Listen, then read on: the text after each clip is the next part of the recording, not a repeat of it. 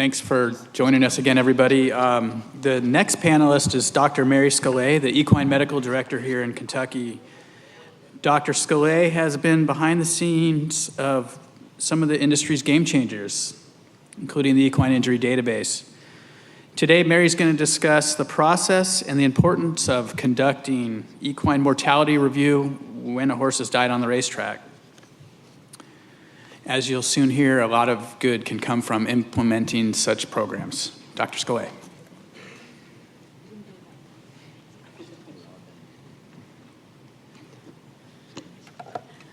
Good morning, everybody. I'm going to talk about the mortality review panel, and I'm going to talk to you about why we need it. I'm not going to really talk about how to do it because it's been implemented in a number of areas in different ways. And if you take home nothing else from my talk today, it's not how you do it, but that you do it. So the first thing I'm going to tell you is what it's not. And it's not the Spanish Inquisition. Nobody expects the Spanish Inquisition, but the point is that it is not a hearing, it's not a trial, it's not a search for someone to hang, it's not about recriminations, and it's not an accusation. It is the desire to find out if something could have turned out differently. And when you put people's backs against the wall, you halt that process. So what it is for us is a collegial and respectful conversation based on the premise, as stated by Dr. Handel, that no stakeholder benefits from the death of a horse. So what it includes is a methodical review of information that's intended to identify practical, applicable, and relevant interventions having the potential to reduce the occurrence of racing fatalities. Can it work? I think going into this, our stewards who convened the panel had real reservations that the people that we would interview were going to be reluctant to talk. They were going to be reluctant to speak candidly about what they knew, what had actually happened. And so we went in with some degree of trepidation that this was going to be an exercise in futility. As it turns out, it was not. The stakeholders have been exceptionally receptive, communicative, responsive, appreciative, almost relieved. And we found in New York when we interviewed trainers that people would say, you know, this is the first time anybody's asked us these questions. And we really appreciate the opportunity to know that somebody else cares and wants to help us prevent this from happening. So it was a bit of an epiphany. But people really have just engaged in the process every step of the way, and it's been a very positive learning experience for me, as well as I think some of the horsemen that we've dealt with. And my goal going into this was ultimately to have a trainer come up and say, thank you. I appreciate this, I learned something, and I feel like I can do better going forward. And God, if it didn't happen with the first mortality review that we conducted. The trainer went around the room, shook everyone's hand. I almost teared up because it was exactly what I wanted to happen, and it did with our first try. So it's been very rewarding. So what's the point of all this? The point is this. The occurrence of racing fatalities per 1,000 starts globally looks like this. England, Hong Kong, Australia, and then you get to North America. We are at least twice the fatal occurrence of any other jurisdiction that's reporting, and we can't justify it. So what are the facts? There are many variables. You can talk about an awful lot of things, but it really comes down to one constant, and that constant is that pre-existing lesions are present in virtually all musculoskeletal origin fatalities. So in Kentucky, we do necropsies on all of our race-related fatalities, and Dr. Laura Kennedy heads our necropsy team, and she's here today, and these are photographs you're about to see from race-related necropsies in Kentucky. So this is the end of a cannon bone. This is the bone. You're looking at it end on. And what you can see here, now this is the non-fractured leg. We spend more time looking at the non-fractured leg than the fractured leg. There's more to see.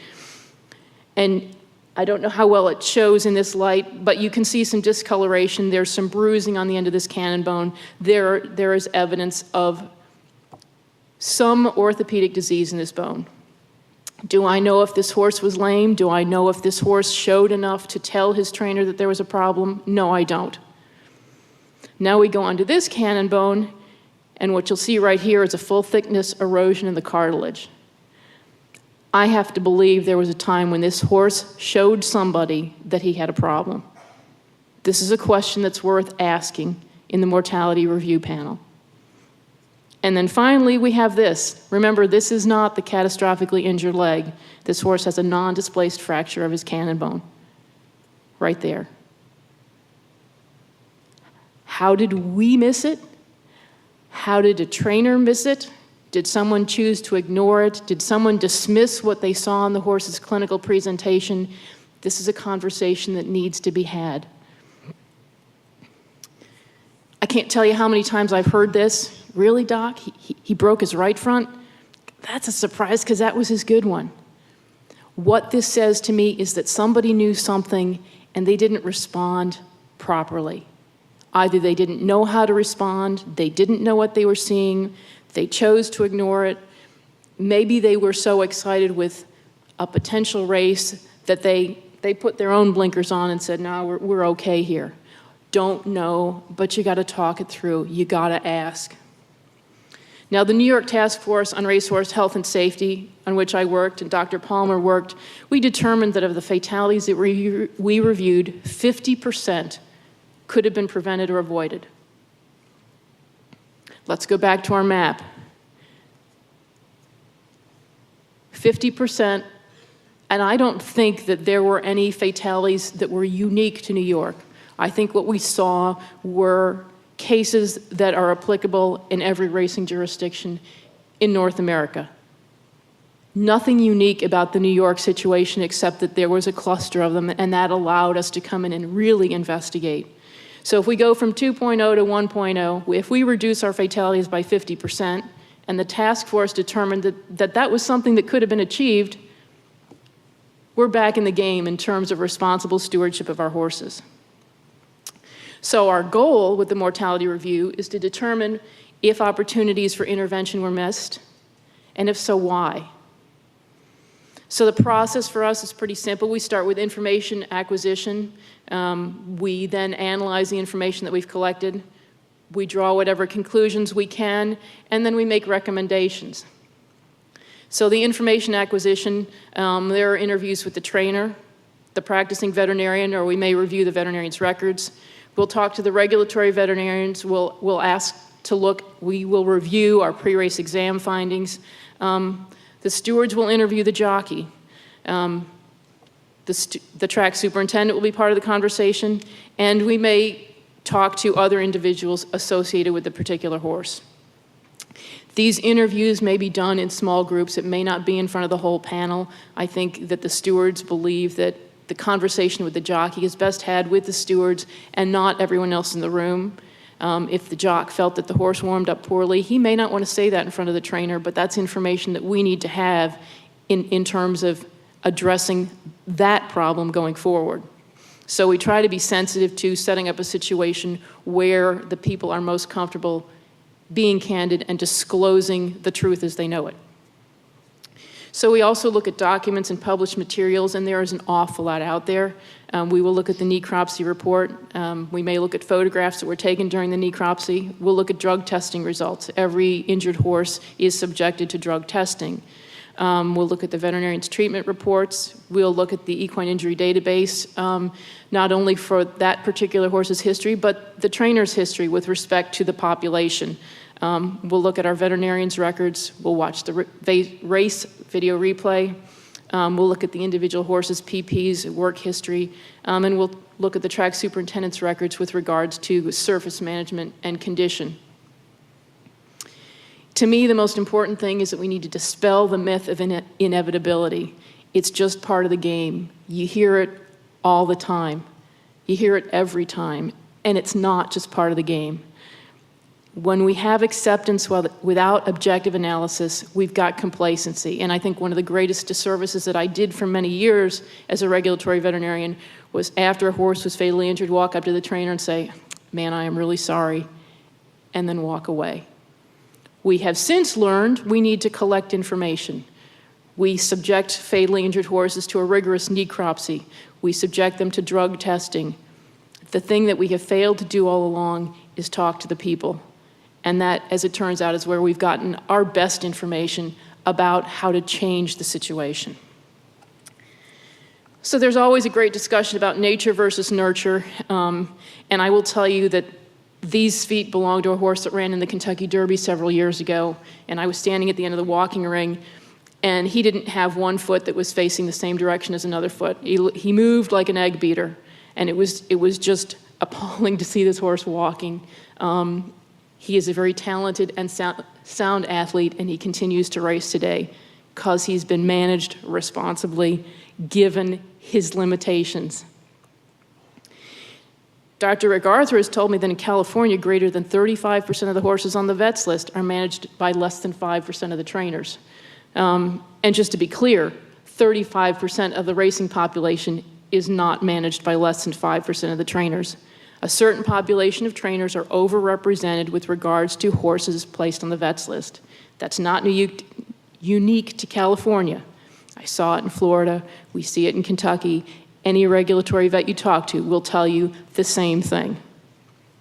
That to me says nurture beats nature. So the Turfway experience, I tell the story a lot, but it's really, really important. And we spend a lot of time looking at the problems. This is a case where I looked at what went right and tried to understand why it went right. So Turfway, along the lines of Dr. Hanold's population at Finger Lakes, is a blue-collar racing population. It's winter racing. We deal with extreme weather variables. The horse population is predominantly lower-level claiming horses, many of them making their first start after midway in their 3-year-old year. They're typically older horses. Many of these horses race on average once a week. And in reviewing their medical records, the medication load on board the population, we're talking about test barn records, was minimal. And the medications that we did detect typically are administered orally. Made sense in that purses are hard to come by and not casino infused.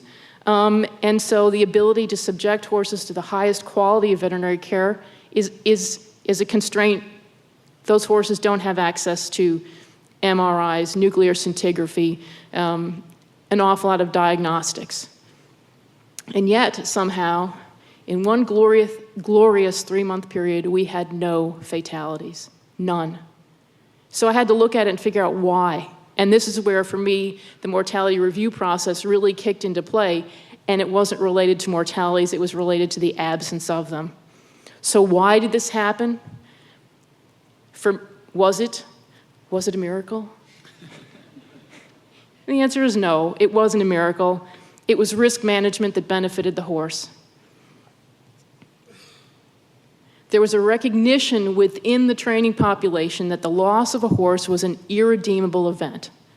Those trainers didn't have other horses waiting to fill empty stalls. They didn't have other owners ready to bring new horses in. Those horses that they had were the horses that they had to have. What they led over, they knew they were going to lead home. There was minimal claiming activity. And so they knew that if they led over a questionable horse and it got hurt, they were bringing it home and they were going to have to deal with it. And so the result was that there was a communal risk management that was protective of the horse health and safety. There was a deliberate decision that worked. And so that said to me that nurture is going to beat nature, and there's an opportunity to make a difference. So in this, do I have a pointer on this? No, here's my pointer. Okay. So in terms of looking at risk and looking at why things can go well or when things can go badly wrong, I draw this quadrant graph. And if you look in the upper right-hand box, conditional advocate benefit is high. That means good purses, graded stakes, black type, whatever. There's benefit to the connections, and the risk to the horse is low. That's where we love to have everybody, but we know that's not always the case. The lower right-hand quadrant, there's low risk to the horse, but there's minimal benefit to the connections. Chances are people aren't going to, that's not really where they're going to focus their racing on. And even if they do, there's low risk to the horse. We can live with that. The lower left-hand corner, there's high risk to the horse and low benefit to the connections. Nobody's going to deliberately make that choice. So we're not really worried there. That's a self-limiting phenomenon. But the upper left-hand quadrant, where there's high benefit to the conditional advocates, the trainer, the owner, the connections, and there's high risk to the horse, that's where we really need to focus our efforts in identifying those horses and ramping up our game to make sure that that risk is properly identified and properly managed. So this is a slide that I showed to the stewards just to remind everybody that nurture kicks nature's butt every time. So the bottom line, in recognition of that nurture is something that can be adjusted, adapted to reduce risk successfully based on the Turfway experience. Our mortality review is directed at who knew what and when, what did they do about it, was it the right thing to do, was it the best thing to do, if it wasn't what should have been done, and why wasn't it? If no one knew, could they have? If they didn't know, why didn't they? And with that, I thank you. Happy to answer any questions.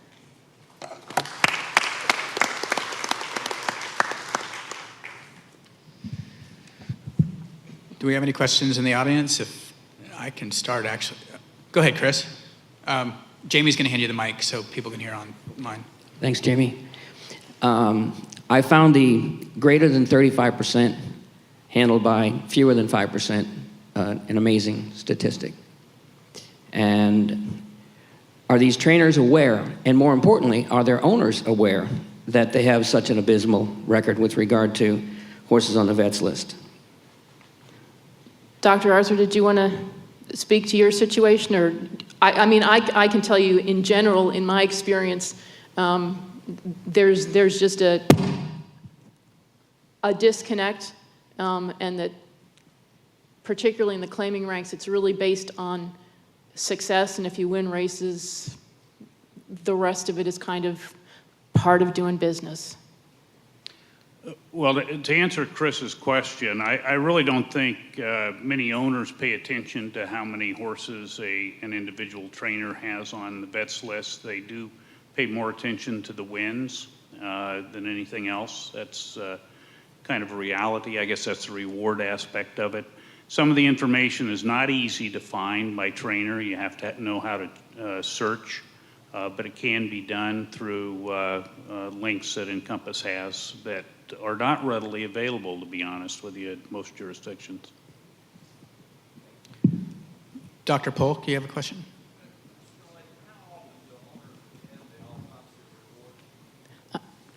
I'm sorry, how often do owners attend the autopsy report? We actually have very few requests from owners to see or have received a copy. Don't you invite them? Beg pardon? Don't you invite them? To the mortality review panel? Yeah. No, we don't. At least in Kentucky, it is a very small group. Ultimately, it's the stewards, myself, representative racetrack management, and the trainer. And the trainer is invited to bring an HVPA representative if he or she is so inclined. But I think you're missing a bet.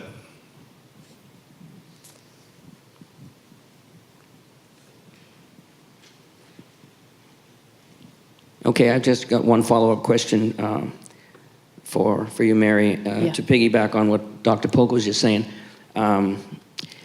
Who should bear the responsibility, or should there be a responsibility to bear in order to inform the trainers of their terrible record with regard to horses, number of horses on the vets list? If they can be aware, if they can be made aware that their record is the worst on that particular racetrack or possibly that racing jurisdiction. I'm curious because if they could be made aware, then, well, let's see.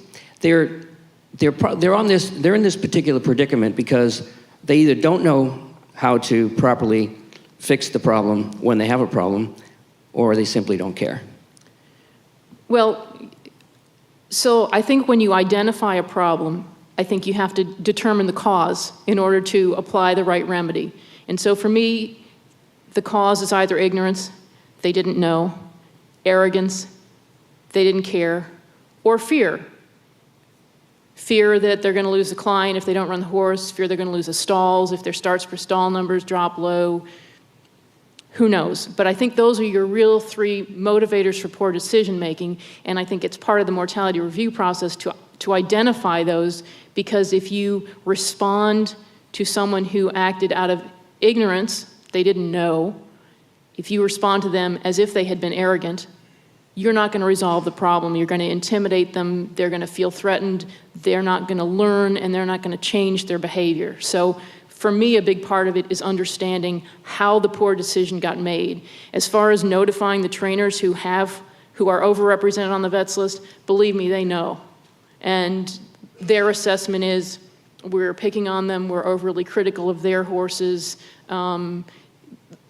nobody else is getting scratched the way they're getting scratched. So they know their understanding of why is not consistent with my understanding of why.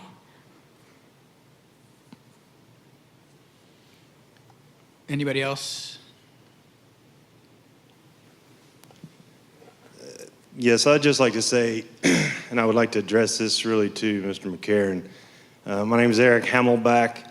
Usually I do not announce who I am, but one of the reasons I would like to is because I think that the Kentucky Racing Commission should be the ones that put these trainers on the carpet, so to speak. It's one of the reasons that I'm advocating very hard to try to get the Kentucky Racing Commission to follow through with all the punishment criteria that currently we are trying to get in place in addition to the drug medication rules. But I believe if the Horse Racing Commission in our jurisdiction began to deal out some punishment, in particular these trainers that are in that 5%, then I believe the statistics will start to improve. Thank you.